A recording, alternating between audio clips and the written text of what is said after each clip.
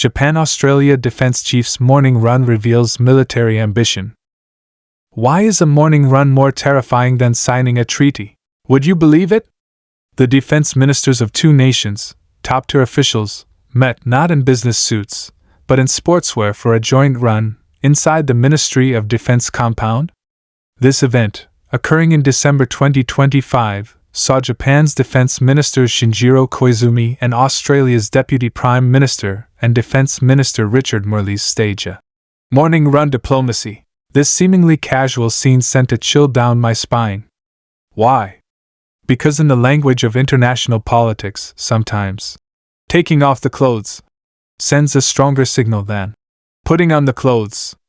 This was absolutely not about physical exercise. It was a carefully choreographed political symbol announcing to the world, especially to Asia, the Japan-Australia relationship has broken through the boundaries of a regular partnership and has entered the realm of a blood alliance. This is more frightening than them sitting at a negotiating table to sign dozens of documents, because it signifies an intimate trust of seamless connection. Let's break this down. Hidden behind this are two paradigm-shifting takeaways. First, this is not just running, it's handing over the keys.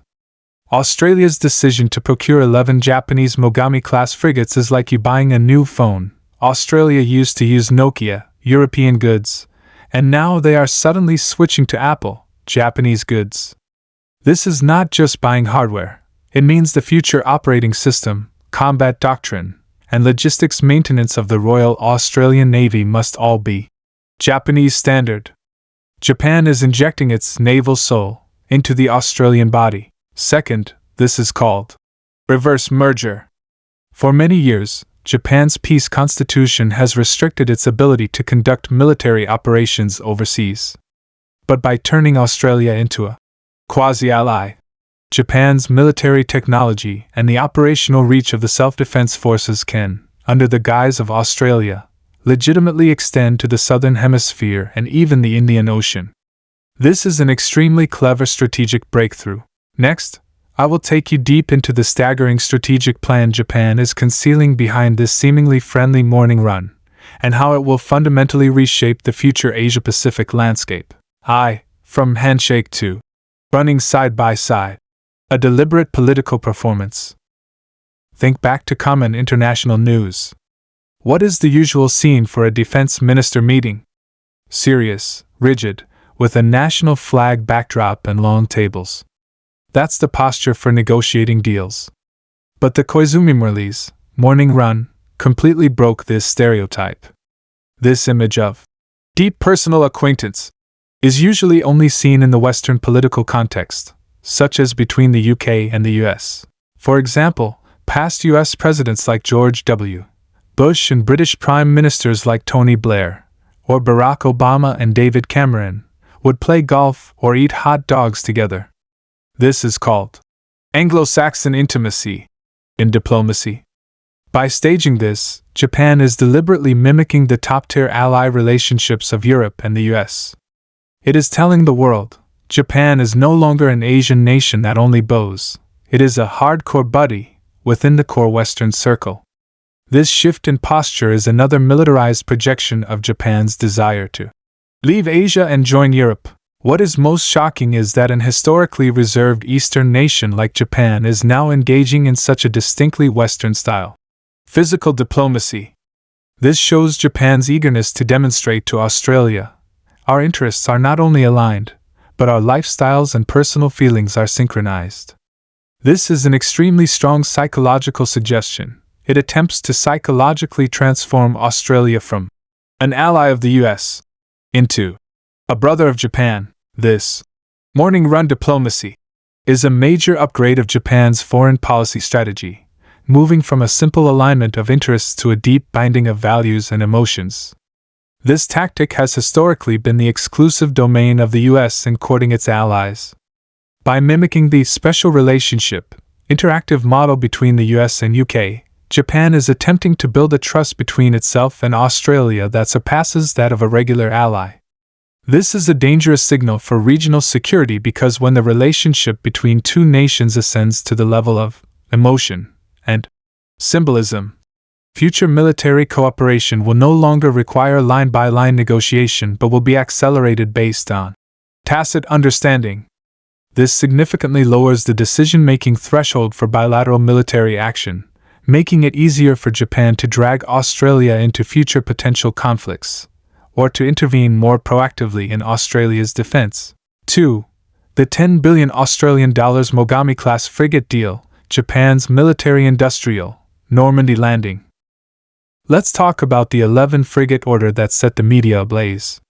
This is a colossal deal worth $10 billion Australian dollars. It's important to remember that Japan's post-war arms exports have always been taboo. While restrictions have loosened in recent years, there hasn't been a major deal, until now. Securing Australia is nothing short of Japan's military-industrial complexes. Normandy landing. Let's look at the European comparison.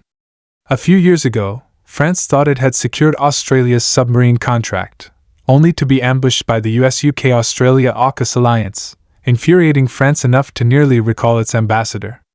Why? Because a warship order is a bond that lasts for decades. Now that Japan has secured the frigate deal, what does it mean? It means for the next 30 years, half of the Royal Australian Navy will depend on Japan for maintenance. This is far more impactful than selling cars.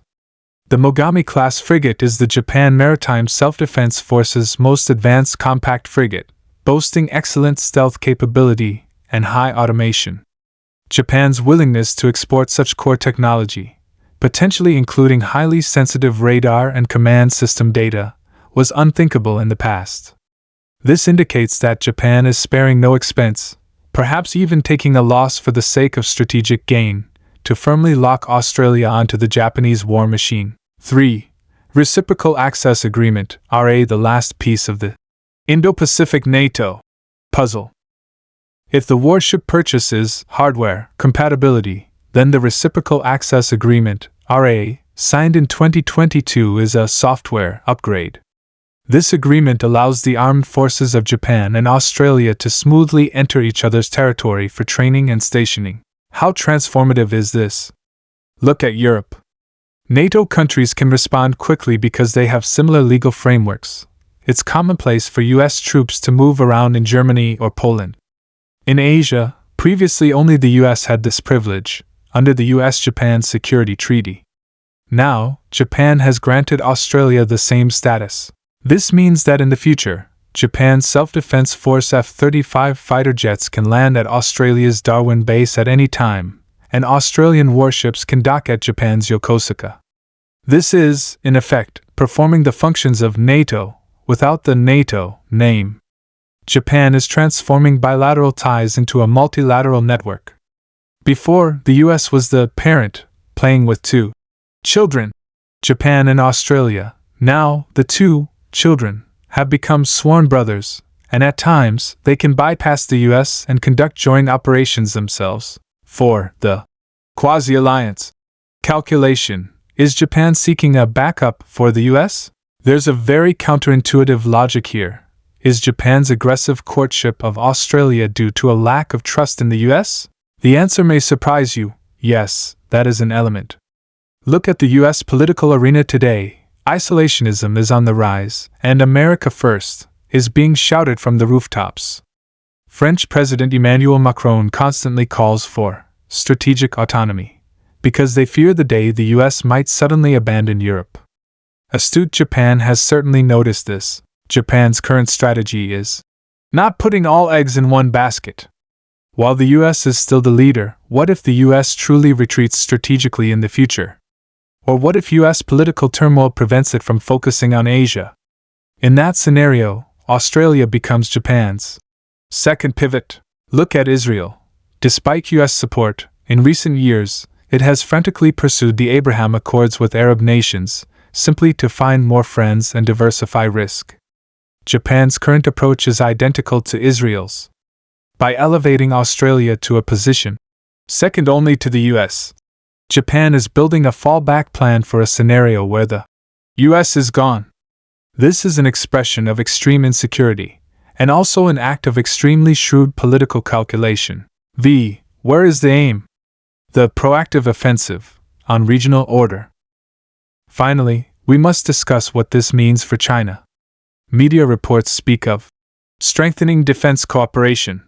But anyone with an eye can see who this is aimed at. Before, Japan was the shield, and the US was the spear.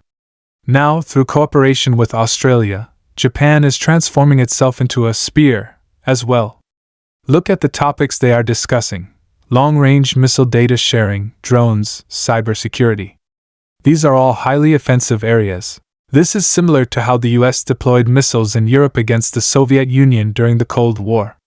Now, Japan wants to use Australia's geographical location to form a north-south pincer against potential rivals. Japan in the north, Australia in the south, with the vast western Pacific in between. If the two nations' radar data is integrated and their air and naval forces are interoperable, it's equivalent to drawing a vast, dynamic containment net across the Pacific.